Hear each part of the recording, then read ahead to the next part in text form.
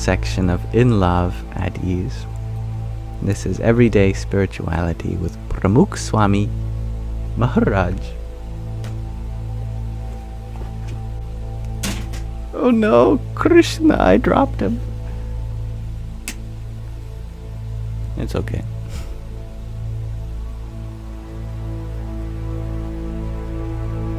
Here we are reading from the second part of the second chapter, In Love.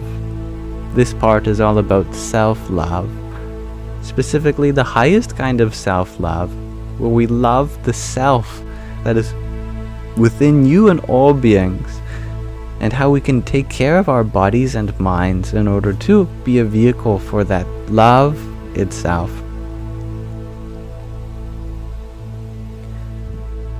The next morning, and we read that last time.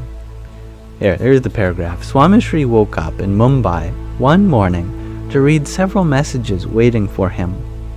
A catastrophic fire caused by a technical defect had set ablaze the entire interior of the Swaminarayan Akshardham, the whole spiritual complex, the mandir, the temple in New Delhi. There was severe damage to the inner shrine, as well as much of the carving around the interior.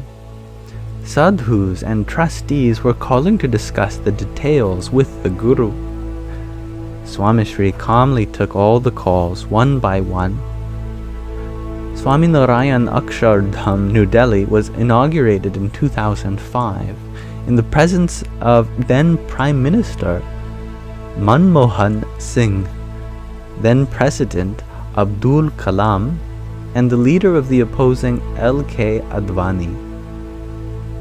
The mandir had unified the nation, standing as a sign of harmony, peace, and its Hindu heritage. Since its inauguration, hundreds of thousands of visitors from around the world had visited to learn about Indian architecture, culture, and religiosity. It became one of the most visited houses of worship, and also generally as a tourist attraction in the nation's capital. Swamishri, his sadhus, and bhakta volunteers, monks and loving devotees, had poured their hearts into the building of the mandir. At one point in time, one could contend that this was one of Swamishri's most noteworthy and significant cultural and architectural contributions to society.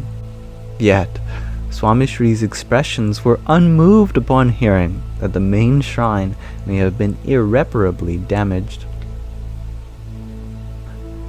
Swamishri called Ishwar Charandas Swami and instructed him to fly to New Delhi, assess the extent of the damage, and call him back with the next steps. After hanging up, Swamishri turned to his attendants in the room. "Let's go. I'm sure there are bhaktas waiting to meet us outside." The sadhus were surprised. "Really? Maybe we can cancel darshan, the witnessing of his presence, for the bhaktas and the morning puja viewing, the worshipping, temple offering. You must have a lot on your mind." Swamishri smiled and said, "My mind is steady. I am ready to continue with bhakti, with loving devotion. Shall we?" I was standing outside of Swamishri's room that morning. I had just flown in from America 2 nights ago. Looking back, though, Swamishri came out to meet the bhaktas on his way to morning puja, after morning puja, and then again on his way back to the room. I realized that not one person could tell that the main shrine of one of his premier mandirs had been destroyed overnight. A Stita Prajna person is one who is undisturbed in happiness and misery, in gain and loss, and in victory and defeat. Swamishri was that stable person driven by his Atmanishta. This stability is what drove him to inspire it in others. Children, women, men, sadhus, and heads of state. 20,000 young children had attended the Golden Jubilee celebrations of BAPS children's activities at the Swami Narayan Akshardham complex in Gandhinagar. The chief guest at that event was President Kalam. The program was spectacular and broadcast in over 120 countries. After the dances, theatrics, bhajans, and the President's question-answer session with the children, Swamishri was due to speak.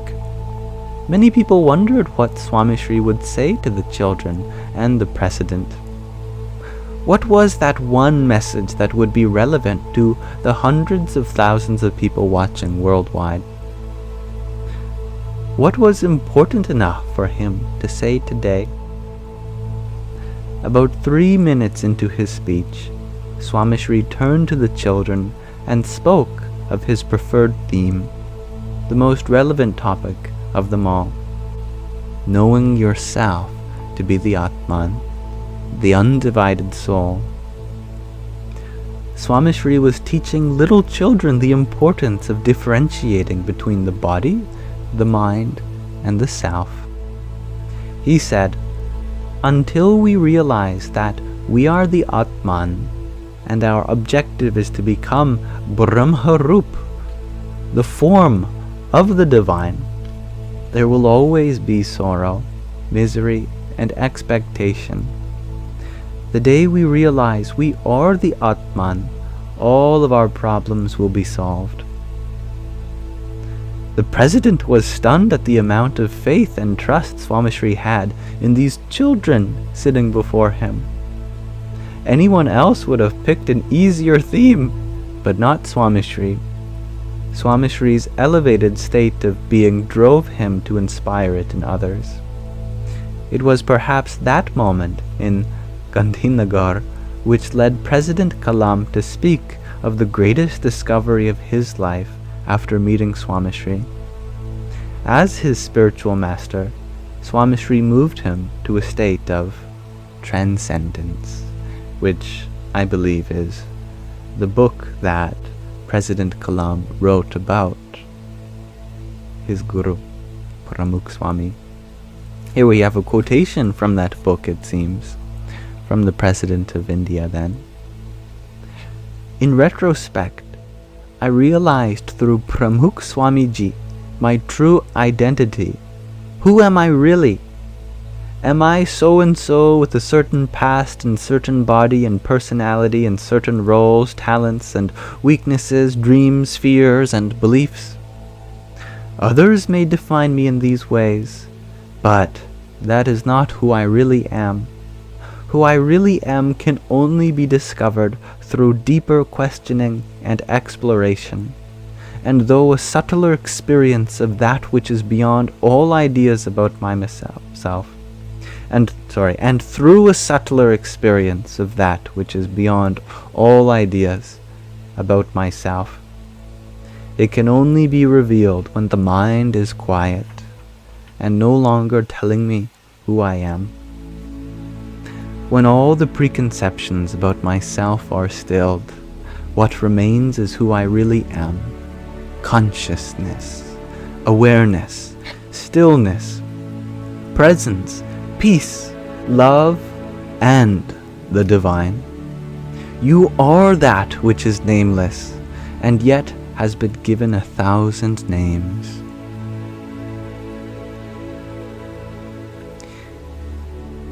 Amazing that this is a political leader speaking, a world leader, yet such sublime spiritual truths, isn't it?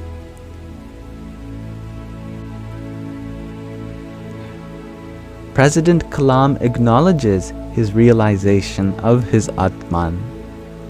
Pramukh Swami Maharaj helped him discover the self beyond his identity as the body and mind, beyond his identity as one of the nation's most celebrated statesmen, atomic scientists, and respected politicians. I believe he was known as the Rocket Man of India, since he used to be a physicist, a rocket scientist.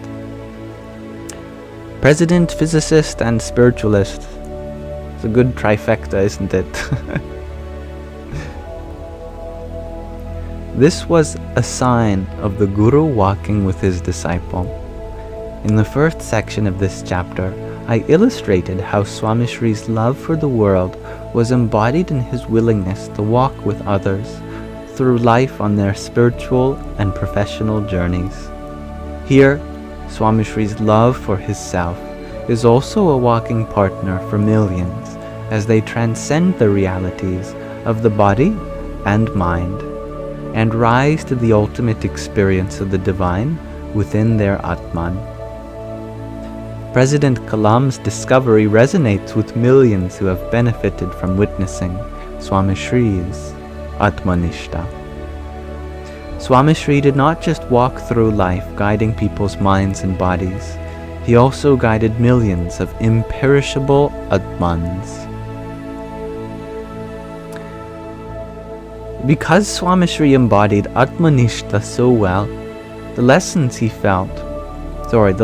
taught felt real and achievable. The last phone call that I received from my guru was in 2015.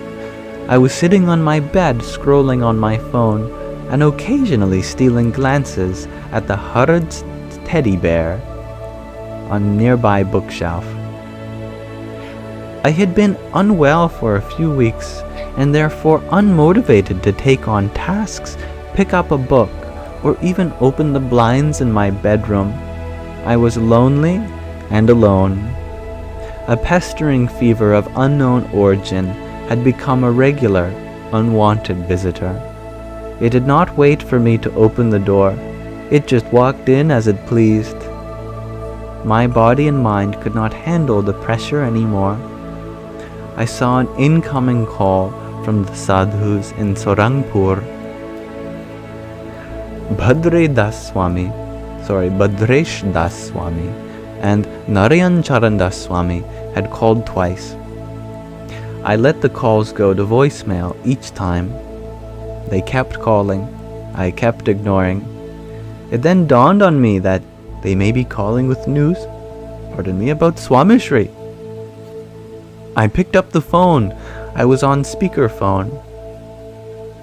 Yogi, which is his name, we are here with Swamishri. He is worried about your health. He wanted to see how you were doing. I was silent. They raised the phone to Swamishri's mouth. Swamishri's voice was faint, and his words were unclear. His age and health condition made it hard for the rest of us to decipher what he was saying, but his attendants were used to this new register. One of them interrupted Swamishri to help me decipher his message. Swamishri stopped abruptly. I imagined Swamishri stopping with a gesture. Though I could not make out the entire message, I picked up key words that helped me weave together a conversation that was no different from his message in that children's assembly in Gandhinagar or to President Kalam. The broken up words are Yogi, Tabiyat, which means health, Chinta, worry, Himmat, courage, Yad, remember, Bhagwan, God, Swami, Guru, Hunpan, me too, Atman Chiye. We are the Atman. Trad, firm, Raji, Rehji. Wait, not Raji, Rehje. Stay smiling. Jai Swami Narayan. Yogi, health, worry, courage, remember God. Guru, me too. We are the Atman. Firm, stay smiling. Jai Swami Narayan. Swamishri's last words to me were words of concern, affirmation, strength, faith, empathy, self-love, and Atmanishta. I can never be sure of what Swamishri said, but perhaps this is what I wanted to hear. This is what I thought he said based on the dozens of prior conversations. It was enough for me to jump out of bed and meet the day with a smile. Swamishri continued to walk with tens of thousands like me, even during the last few years of his life. This was the strength and restlessness of his love for the divine within creation and within him. And we'll pause our reading of In Love, at Ease there for now. So I thank you for listening with me, everyone. We'll continue our read through at another time. I hope you enjoyed that, as I did myself.